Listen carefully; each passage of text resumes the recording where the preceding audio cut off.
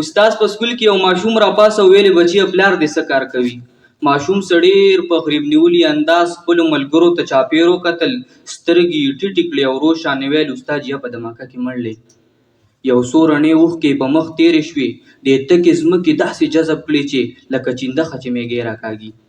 بیا یې قصه ورته څه داسې وکړه، استاد زه چې کله کور ته لاړ شم د دې بستې نه کتابونه لرکم، په دې بسته کې د بالښو ډبې، زړه کپړه او یو زوړ برش کېدمه. مور ته مې وایم بیبي ښار ته لاړم. مور مې څه ډېر په غریب نیولي انداز وایي بچیه ځه الله دې مل شه، بیا د دې ښار د یو سړک په غاړه په یو فوټپات دغه کپړه خوره کم، بیا د دې ښار دغه ړندو خلقو لا د پیزارونو صفایي کوم.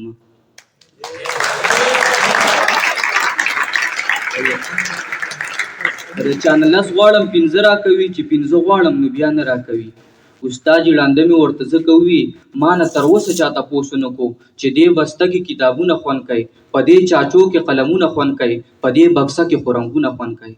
خو زه ګیله د چا نه ځکه نه کوم چې اوازونه د انسان اورم، خو په دې ښار کې انسان بالکل نشته، دلته د زړه خاوندان بالکل نشته، دلته په چا کې ایمان بالکل نشته. ماشوم قصه لا ختمه کړې نه وه چې د چوټۍ ټالۍ یې ووهله، خاموشي ورسره ماته شوله او په تلو تلو کې استاد ته ویل بې ادبي ماف، خو منیر وایي چې د لوږې مړه منه نو سوال له چا نه سله وکم، رزق هغه راکړي نشه ورپسې خپله وکم.